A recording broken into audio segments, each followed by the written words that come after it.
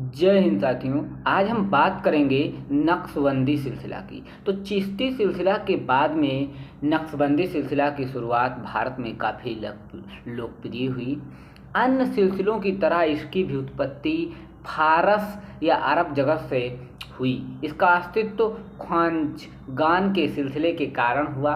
इस सिलसिले की स्थापना ख्वाजा बहाउद्दीन नक्शबंद ने की थी। इसका प्रचार और प्रसार उनके एक बहुत प्रसिद्ध शिष्य ख्वाजा नसीरुद्दीन उबैदुल्ला अहरार ने किया था। वह तुर्की साम्राज्य के में समरकंद शहर में रहता था।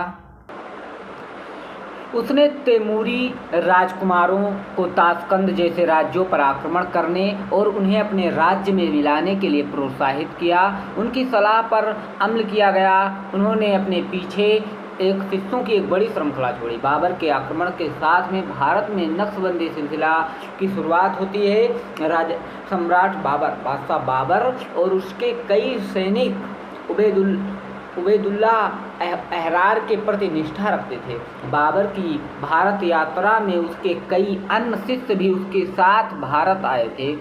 मुगल साम्राज्य की स्थापना के बाद वे यहीं बस गए। नक्शबंदी संतों का मिशन भी ऐसा ही था, लेकिन उन्होंने इस्लाम में देसी धर्मों से आए विदेशी तत्वों को खत्म करने पर जोर दिया। ख्वाजा कला और उनके अन्य हमवतनों ने अपने पूर्ववर्ती उबैदुल्ला अहरार बहाउद्दीन की शिक्षाओं का प्रचार प्रसार किया। नक्शबंदी चिश्तियों, कादरी और सोहरावर्दी की तुलना में कम सहिष्णु थे। एक और महत्वपूर्ण अंतर था, उपयुक्त तीनों आदर्श सिलसिलों ने खुद को अली के वंशज होने का दावा किया, जबकि नक्शबंदियों ने अपनी उत्पत्ति पहले खलीफा अबू बकर से बताई। उनके शुद्धतावादी दृष्टिकोण ने उन्हें सख्त और हठीले कट्टरपंथी बना दिया। वे भारत को इस्लामिक राज्य में परिवर्तित कराना चाहते थे और उन्होंने मुगल राजाओं से हिंदू प्रजा पर जजिया कर लगाने की सिफारिश की। हालांकि मुगल राजाओं ने कभी भी उनकी सलाह पर काम नहीं किया। शेख अहमद सरहिंदी, एक प्रसिद्ध नक्शबंदी संत, ने अकबर की सुलह-ए-कुल की नीति और उसके धर्म दीन इलाही को लेकर के तीखी आलोचना की। आरंभिक नक्शबंदियों का झुकाव इब्नुल अरबी के सिद्धांत वहादत उल वजूद, अस्तित्व की एकता की ओर था।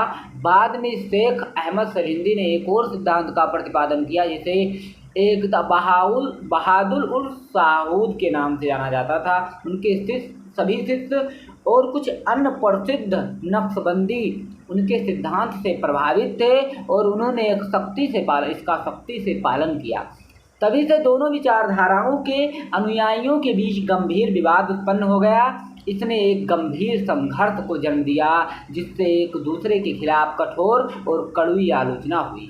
एक स्वस्थ बहस के बजाय इसने एक विवाद उत्पन्न कर दिया, जिसके कटु परिणाम सामने आए। नक्शबंदी सिलसिला को भारत में बेहतर संज्ञान मिला।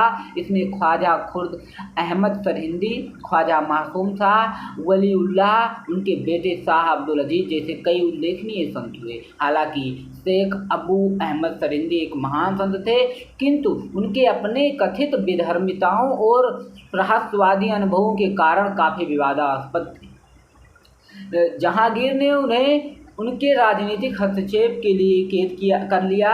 जब उसने उसके पिता अकबर की नीतियों की आलोचना की। शाह वलीउल्लाह इस सिलसिले के एक और उत्कृष्ट सूफी संत थे। एक प्रसिद्ध सूफी होने के अलावा सभी धर्म विज्ञानों के एक प्रख्यात विद्वान भी थे। हालांकि उन्हें अन्य 3 सिलसिलों में भी प्रशिक्षित किया गया था, फिर भी उन्होंने नक्शबंदी सिलसिलों जो शिक्षाएं थी उसका अभ्यास करना चुना। जैसा कि सूफी शाह वलीउल्लाह ने दोनों सिद्धांतों के बीच सदियों पुराने विवाद को सुलझाने की कोशिश की, अर्थात अस्तित्व की एकता और रूप की एकता। उन्होंने दोनों के बीच सुलह की पेशकश का तर्क दिया।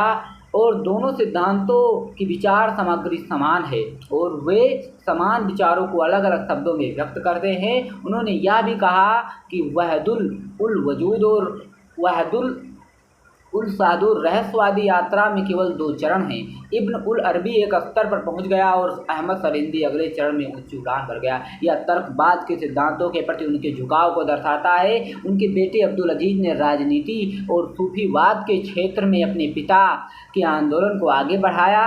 भारत में बदलते राजनीतिक परिदृश्य के कारण पिता और पुत्र दोनों का महत्व बढ़ गया। मुगल वंश समाप्त हो रहा था, अंग्रेज नियंत्रण हासिल कर रहे थे, सर्वतोमुखी क्षय एवं पतन हुआ।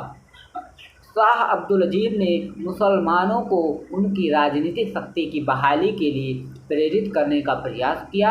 इस प्रकार उन्होंने अन्य नक्शबंदी संतों की तरह राजनीति और धर्म के क्षेत्र में इस्लाम की सर्वोच्चता को फिर से स्थापित करने का प्रयास किया। उन्होंने शुद्धतावादी रवैये भी विरासत में मिला था, जो भारत में मुसलमानों के लिए हानिकारक साबित हुआ।